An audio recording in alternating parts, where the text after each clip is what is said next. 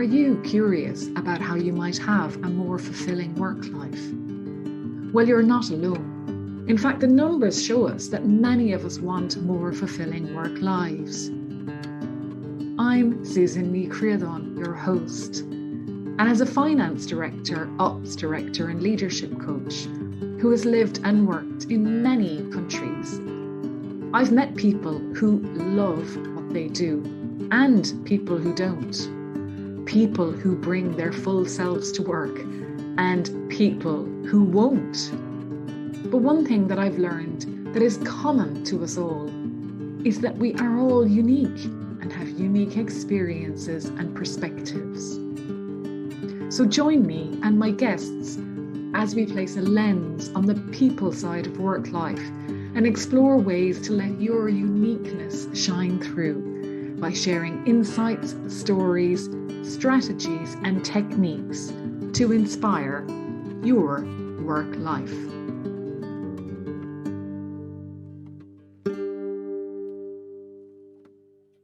Today, I'm absolutely delighted to be joined by Kiki. Kiki, you're so welcome to Life Beyond the Numbers. Hello, everybody, and thank you so much for having me on your podcast. You're so welcome.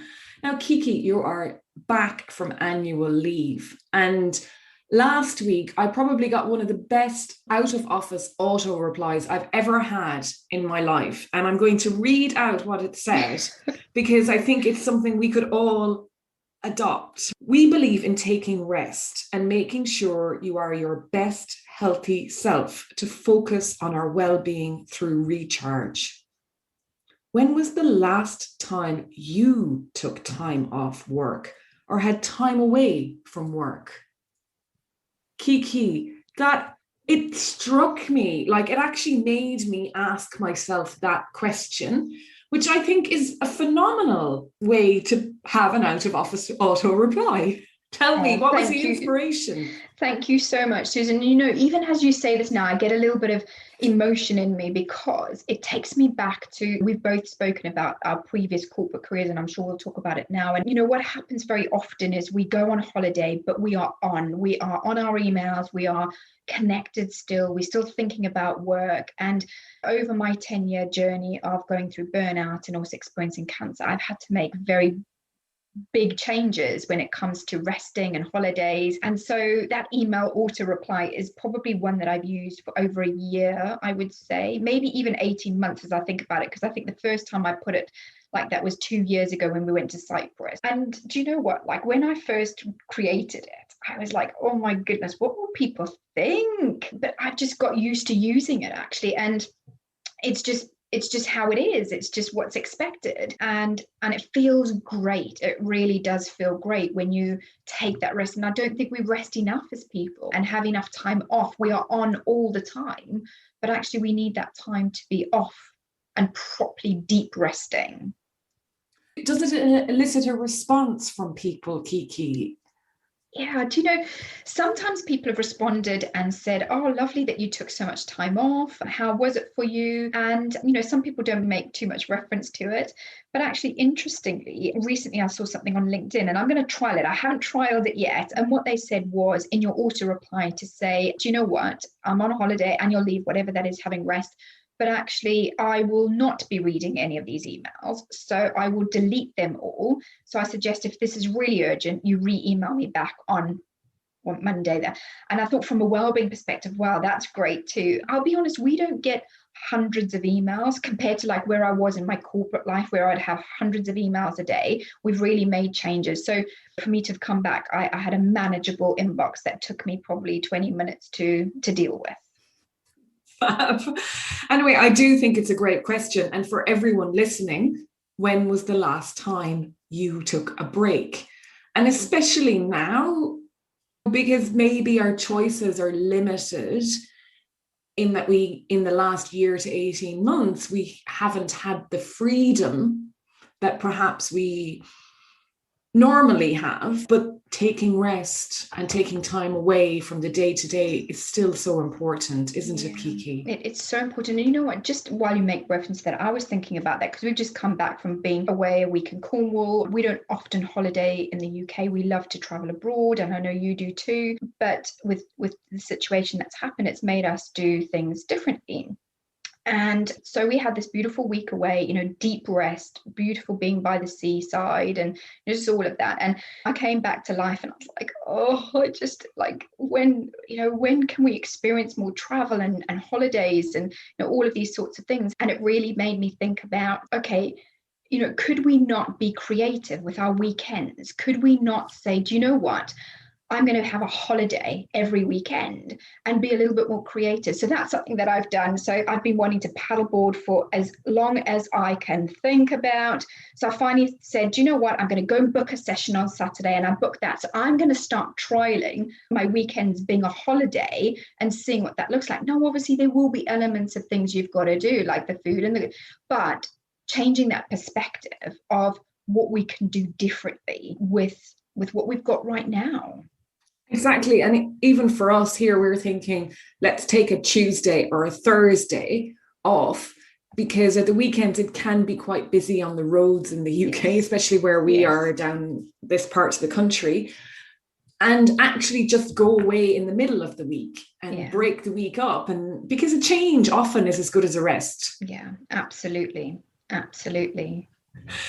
But we're not just going to talk about rest, even though but we are in one way, because Kiki, I suppose one of the things you referenced burnout there earlier, but top talent often are neglected at work. They're maybe used and abused, maybe not on purpose, but that can be what it feels like. So because they just get on with things and then become a victim of their own success, I guess. But don't we all need someone to look out for us? Yes, absolutely. And I think, what happens is we've got people in our everyday work life that are there to push us, to challenge us, to help us drive to be better, really. There is leaders that are there to empower us. And then you've got your loved ones and you've got your friends.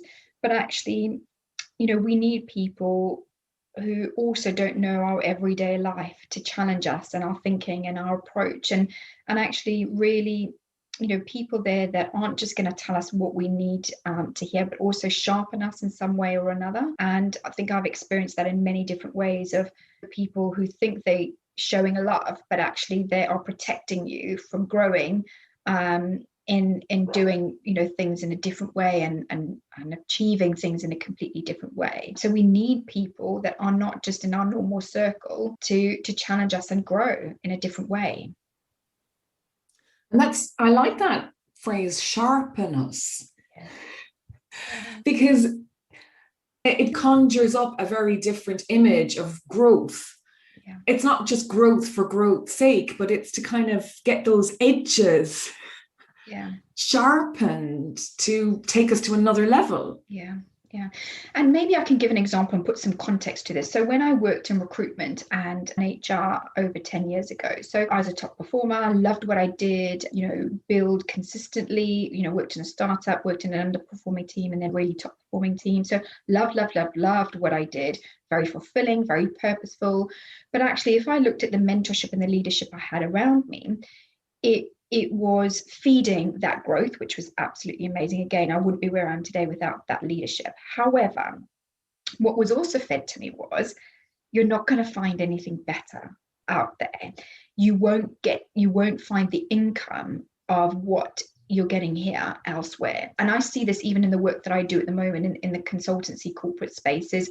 That sometimes is a way of protect the talent that you've got, but also it's belief systems to keep people where they are right now. And what it took for me was experiencing that burnout, and then going through and seeking and getting some. I worked with she was a counselor, also a coach. She worked with top performers, burnt out individuals, where we then worked together on a number of things, of grief of losing my mum at a young child. I'm sure we'll come to that, but also working through this decision of, I'd probably outlived this career 2 years before, and I wanted change. And yes, there was change probably in the organization I could have could have gone for, but that wasn't the right change for me. I needed change outside of where I was right now. And I've seen that with a few clients I'm coaching at the moment, where they've been in places for a long period of time, they're seeking more, they want more, and they've taken that brave step in making a change in their career and their development.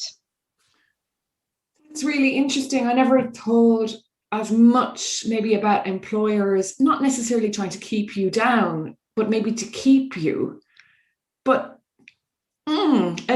that's just counterintuitive of how the world really needs to work. Yeah. And it takes a lot of strength, Kiki, to break away from things then. Yeah, massive amount, definitely. For me, it came down to getting ill. I probably, had I not got ill, I don't think I would have probably left that job. So that's what that looked like for me. And just that I just didn't want that pace of life. I didn't want that stress anymore. I didn't want to be in that day-to-day environment anymore. And probably as a top performer, I got bored, which I hadn't really realized I got bored. And actually that's where I could have had, maybe in previous years, had counsel or coaching or leadership coaching. I had mentorship in the workplace, but with people that were in my everyday. They were in my bubble. They were in my life. There was, many of those people were safe, were secure, my family included, who didn't think it was the right decision to leave a job that I'd been in for such a long time. Yeah, and only, like you said earlier on, to protect you in a way, but no one really knows what's best for you except for yourself. Yeah. However, when you start to get ill, now, was that a gradual thing, Kiki, or... Yeah, lots of people ask me that actually, and it wasn't. It was quite quick. I had been focusing on my well-being for a long time I was seeing a personal trainer several times a week. So I was running, ate well in the evenings, let's put it like that. However, I would skip lunches, maybe skip breakfasts. And I guess that took a toll over a period of time, but you don't realize it at the time. And then all of a sudden started feeling exhausted, and then just could not get out of bed in the morning. And then the anxiety hit, and then the worry hit, and then the depression hit, and then literally I could not get out of bed. It was quite quick. It just literally happened. And then I did try to go back to work several times, and I didn't want to be alive and really struggled with suicidal thoughts and all of that. But I had people around me to support me with that, and it's been a journey. I'm still on that journey now. That's why when you spoke about that out of office, I could feel the emotion in me, because it's been a journey of going through to get the right rhythms in work, to get the right balance in work, to get the right pace in work, which has been a journey. And I don't always get it right, but I'm on a journey. It's been a hard journey. I think I can relate to so much of what you say there, Kiki, and the journey, not always getting it right. Because one of the funny things I think when that happens, it certainly happens to me, is when you start a new habit and you feel this is really working, now I can lay off it. I don't need it every day because actually I feel fine. And a lot of people say this to me. Well, I started my gratitude habit, and after 3 months I felt great, so I stopped. And it's like, well, yeah. So it's that consistency or maintenance of good habits that makes such a difference. What works for you then? What have you found on the journey that helps you maintain something? Good question. So a lot of the work we do is about helping clients to slow down, teaching them tools and techniques and strategies around slowing down, because for all of us it will be very different. I'm a natural high achiever within or always have been, but interestingly I think that's changed. That's changing, and I'm sure we'll talk more a little bit about that. But I think for me, some of the things that have worked really well is making sure that I've got time off at least every 3 months. So that's worked really well. I have stopped working a Friday where I can, and by September I really want to drop that down to 3 days a week. And what's quite funny is my husband saw my goals at the beginning part of the year, and he was like, drop down more days. And he's like, well, what will you do with the time? And I know you will relate to this, is especially my recruitment days and my HR days, is I worked so hard that felt like I'd been in work for like 50 years. It really did. And then, having set up my own coaching and consultancy business, and then experiencing cancer, which I'm sure we'll go there too, having come back to work after cancer, I just want to work less. I didn't realize that straight away. Some of the things that really help me day to day is I always get out in nature very first thing. A nice green juice throughout the day, lots of water intake, making sure that I've got enough rest throughout the day. So like something I've just implemented quite recently, it's not been possible, but a longer lunch break, so 12 o'clock till 2:30, so that I can eat lunch, I can go out for a walk with the dogs. Now, I'm not saying that that's possible every day, but now it hasn't been possible recently, but now that I've put it in place, it's there, because I just got fed up of rushing to eat or rushing to go out for walks. Moving your body every single day, unplugging, spirituality, journaling. I like to call it, we teach our clients how to journal more joyfully. I love that. But different stages, it working out, you identifying what your pace is on, what your rhythms are, because for all of us, it will look completely different. But the key thing is hanging on to those habits that are right for you at those different seasons of life. That's lovely. That's lovely, because then you don't have to feel tied to one habit either, because actually you might adapt to something that works better for you at a particular time. Yes. Yeah. And we change all the time. Yeah, we do. And I think also depending on the seasons of life too, of winter, summer, autumn, spring, I think it's just the pace also of what we put in and the energy that we need in those seasons, isn't it? And I'm a firm believer in manage your energy, not your time. Yeah, absolutely. And I like to say to clients to really identify where your energy is in some of these key areas. So your social energy, your physical, your spiritual, and your social, did I say social? Yeah, mental as well. And mental, that was it, yes. Yeah. And I think sometimes depending on the roles that we've got, I noticed probably at the beginning part of the year, a lot of mine was more mental, some spiritual, not enough social because of everything that had been going on. So I know that I needed to put some more social stuff in, whether that be online, at that time we were all still in lockdown and I was shielding. So, but it's you identifying those energy levels that are right for you wherever you are right now. Now, Kiki, there's been lots of mentions of things throughout here that I'm going to come back and try and wrap into one question, if I may. Of course. First, let's start with your accent, because I know you are obviously not a native English person. So you might tell us where life started out and talk to us about your mum dying when you were 13.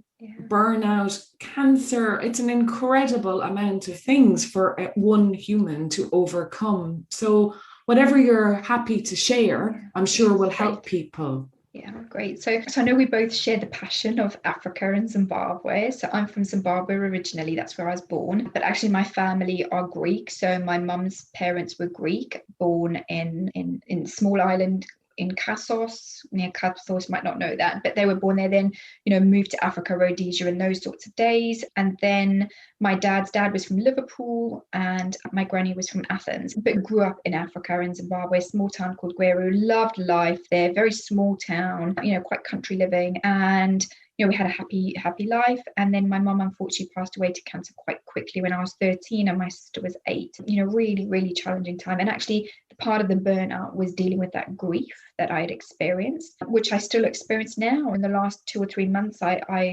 had to do some work on that, and it's continual. It's a really tough time. Hated school. I was at high school then, really didn't enjoy school, didn't do very well at school, but had a real passion for entrepreneurship. My sister and I, who's in my business, she's my operations manager, we run the business together. We used to sell our clothes, and so I did a lot of business studies and commercial studies at school and commerce, and ended up getting into the world of working for some entrepreneurs. And then I moved to the UK, as people did. I think some people just did it as an opportunity. And then I got into the world of recruitment and HR, and actually worked for some incredible people. And Helen, who has introduced you and I, Helen was one of my managers and my mentors and my leaders. And, a lot of the work that I do today with our clients has been from the grounding of leadership that I had from her. So really grateful for her, but loved what I did. I started recruitment on £11,000.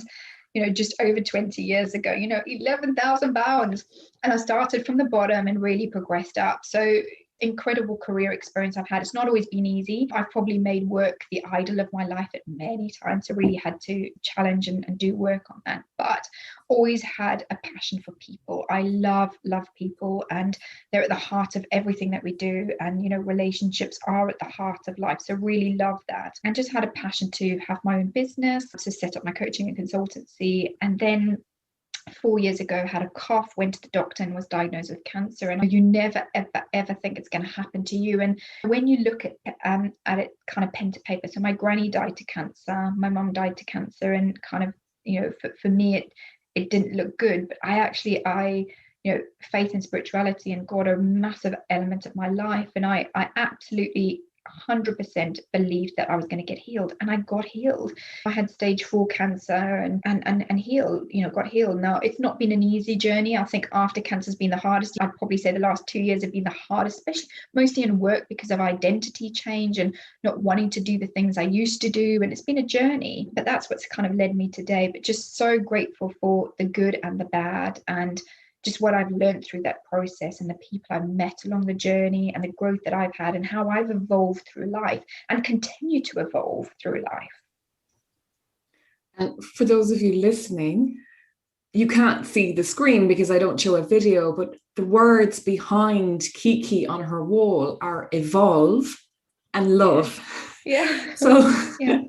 And that's coming through very much in our conversation. Yeah. That's an incredible amount for somebody to go through, Kiki. And I know that there are other people, obviously, that go through similar things, and some people don't. But grief, it's something that we don't talk about a lot, I think. And I'm sure even, I shouldn't put words in your mouth, but there's probably an element of grieving for the life that has changed with cancer as well. Yeah. And I think you talked about seasons of life, and perhaps we sometimes need to grieve a little bit for new stages or things that pass us by. And also this COVID that has, whipped through us, I think there'll be grief to deal with for years to come, because now we're kind of in keep going mode. But once we stop and realize what we've lost, because a lot of people have lost, I think we'll feel grief. I don't know what you think about that. Yes, absolutely. Where you talk about grief there, I think, grief is so big, and it's actually something that affects every single one of us in this life, isn't it? We will be born, but we will also die. And I think something that I've related to, and that's what came through actually the grief of losing my mom, and how I saw the grief was the grief of losing that maternal love. But then actually I went through a period of time of the grief of the job that I had left, the career that I've left. I don't know if you experienced that too. And that took me a lot. I wrote a blog about this, of the grief of the friendships, the grief of the clients, the journey. And actually, and that's where a lot of the work that I do around falling back in love with your work, your life, and your health, because we will fall back out of, we will grieve. We will, grief is acceptance too. It's about not suppressing all of that. And I do think all of us are going to experience grief in some way or another, and it's how we approach that grief, because it'll be individual to all of us. How we are in tune to our emotions is completely different, isn't it? And I can only speak for myself, but I think it's about letting these feelings sit. It's about allowing yourself to change things if they're not quite right. I know we've been doing that a lot in the last year, of the way we're working, how part of COVID has also made me want to work less. That's been part of, but that's taken about a year to implement. It's not an overnight thing,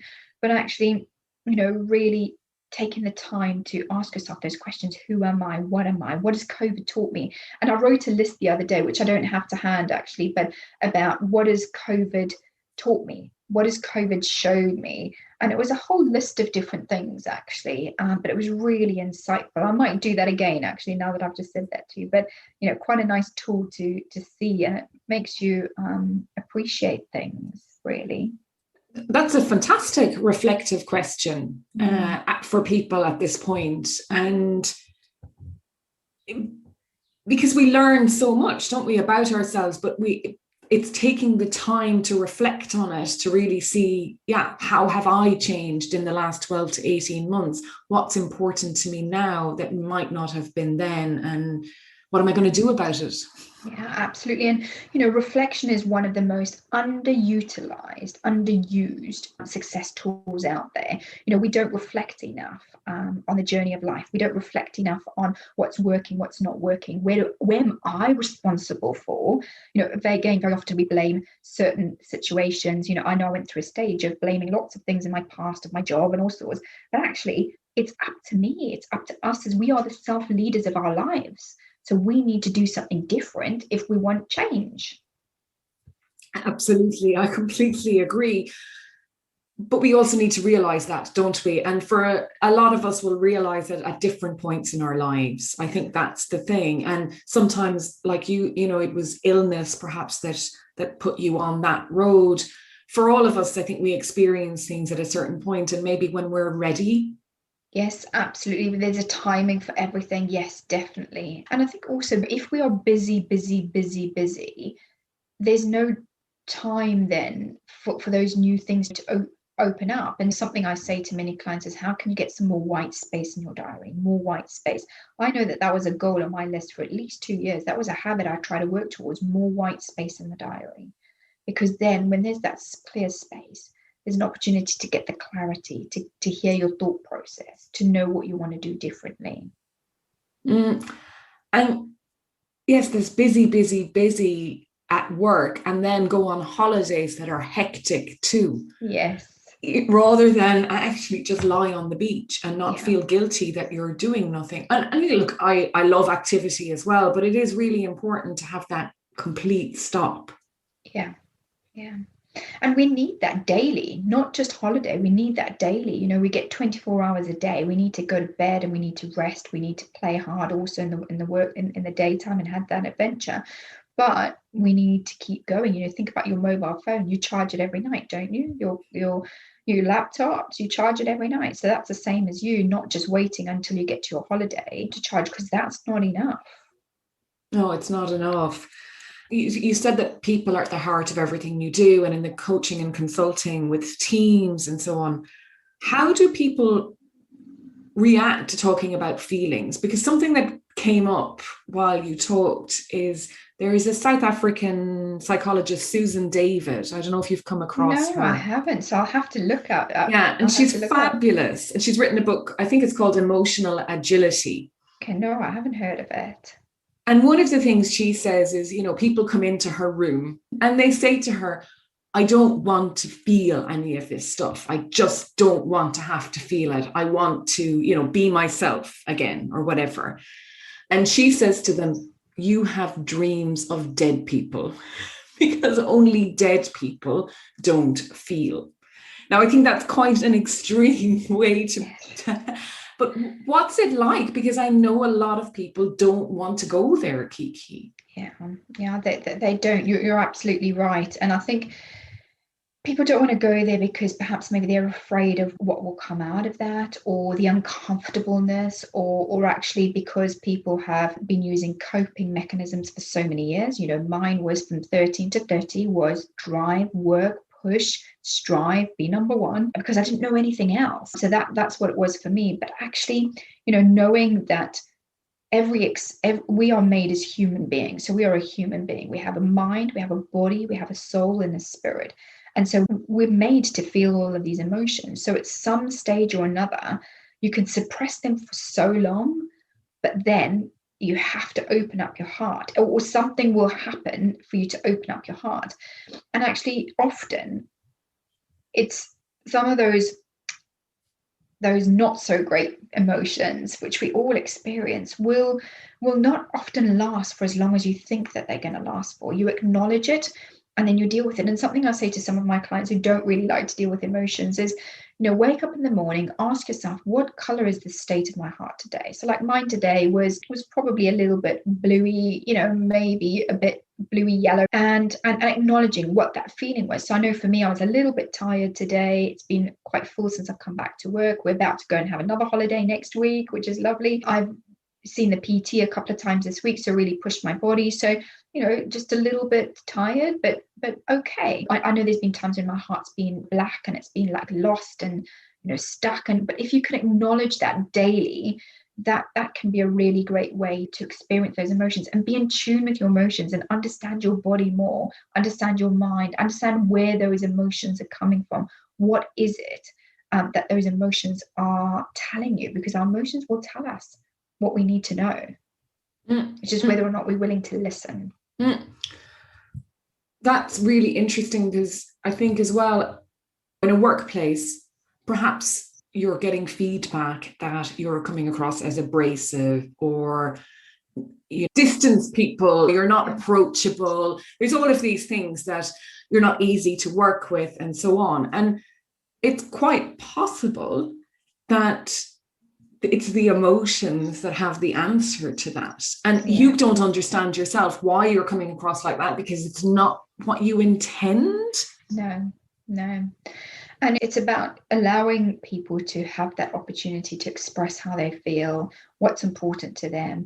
And that's where it comes down to also that, heart-led leadership of how are you leading your people? Where are people at the heart of everything you do, which is a lot of what we do in our consultancy is, that the heart is your people. If your people are not happy, then you do not have a good business. It's not going to last, because the people are at the heart of what you do. And so it's about really making sure that those relationships are aligned, making sure that your employees are engaged, making sure that there's communication, making sure that you're talking to your employees, making sure that you're developing your employees. In our Syncing Up Heartbeat framework, which is something we work with clients on, there's 3 key areas of people, purpose, and process. And actually it's making sure that everything is aligned, from recruiting, people, and developing, the retaining them, the goals, the visions, that the processes, the structure, the implementation within the everyday. But what I do see, and I'm sure you see this too, is often it's all about the money. It's all about the profit. It's all about the sales of the business, which obviously the business needs, but it needs to be aligned. It all needs to be in a succinct way, because otherwise that's when you face really challenging issues. And look, there will be challenges every day, won't there? There will be chaos, but it's how you navigate that. It's the process and the way in which you deal with it. Absolutely. And obviously a business doesn't survive without being profitable in the first instance, but your profits will grow if your people are happy. Yes. And when there's chaos, the people will come together and sort it out, because actually they know how to work with each other, and they're kind of rooting for each other. And there's so much that actually by bringing people together makes everything in a business better. Yes, absolutely. But it comes down to everybody having a part to play. And that being a part that brings out their strengths as well. Exactly. And areas of development and growth, we all need to grow and develop, don't we? It just depends on what we all need as individuals. And there's one line on your website that, there's a number of them that struck me, but one in particular, Kiki, was you said the hard truth really is you're either developing your people or you're not. Yeah. And I think that is really key, because a lot of organizations will say, well, we have this policy, but who's benefiting from it? And is it individualized? Are you developing people? Yeah.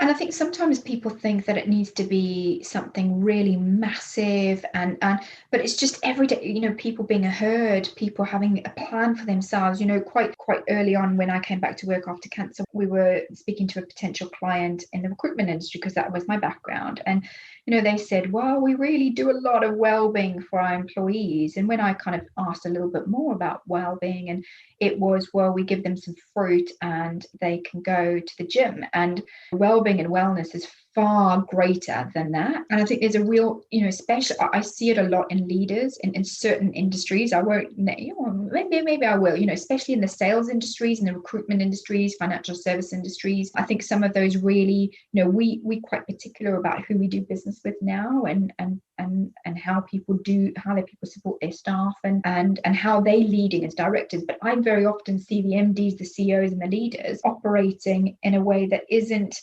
aligned with how they do business with their clients, or there's a real disjointment there. But actually, all of this starts at the top. It starts with you as a leader of that business, you as a leader, and how you're leading your people. And I know in my days in recruitment, oh my goodness, I was a tough taskmaster. I pushed people. Yes, I developed them to a degree, but also it was all about work. And obviously I've had to learn that over the years. Having my own team too has made me, my word actually for this year has been leadership, because this time last year I realized, actually there's some things that I need to improve on as a leader for my people. And so we've got to take ownership of our leadership with our people, because we're leading people. And then what happens is people underperform and people don't do very well, and then we blame the people. But actually, if we backtrack, how have you developed that person? How did you onboard them? How did you manage them? How did you recruit them in? And this maybe is a whole other episode on itself, because I could talk to a lot of detail about that, because we have an ownership of how we treat people.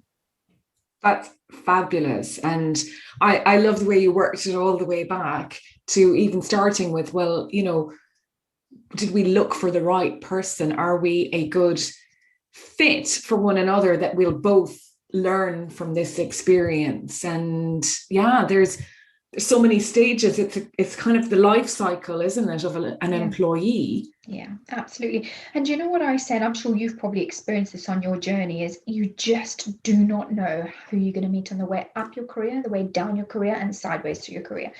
I've had people that have been my clients that have ended up being candidates. I've had people that have been bosses that I've ended up interviewing. I've had teachers who I've ended up interviewing. So you just do not know who you're going to cross paths with. And it's really important to love people, to treat people fairly. Obviously, yes, things will go wrong, but it's how you manage that process, isn't it? It's how you manage the complaints. It's how you deal with it. It is. And of course, things go wrong. They go wrong in our own lives. So why wouldn't they go wrong at work? Exactly. Yeah. And it's kind of being open to, well, again, it's almost like, what has COVID taught me? What has this taught me? And how might I improve the next time round? Yeah. Because the journey is, evolve is a great word, and improve. How can I improve for how I show up, but also for others? Yeah. Yeah. And actually something I was having in one of my coaching programs yesterday, having coaching for myself, and actually one of the questions came out, which I think is quite relevant to what we're talking about here. But what's it like to be in a relationship with you in work, at home, your spirituality, all of that? And I think sometimes, again, we're so quick to blame everybody else around us, but actually, what is it really like to do business with you? What's it really like for you to be a leader? I know that I have quite a high expectations as a leader in my business, but what I do is I bring people along and I show them and I teach them and I develop them. And that came from Helen. Helen showed me how to do that, 20 years ago. But I'm always honest and open with constructive feedback of expectations. And so people know where they are with me. That's the important thing. I love that, because, well, first of all, I must say who Helen is. So yes. Helen Joy.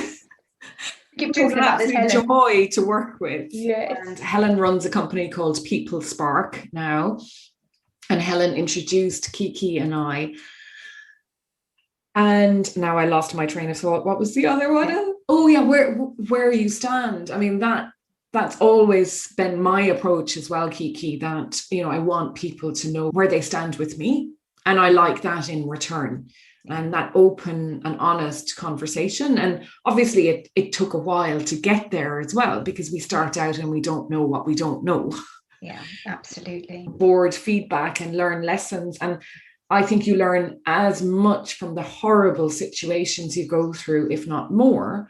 And a motivation for me always was, I would never treat someone the way I've been treated. So I must make sure to take that lesson on board and never let it come out where I work. Yeah, absolutely. Really great value to have in place. So Kiki, how does somebody connect with you if they would be interested in working with you and learning more?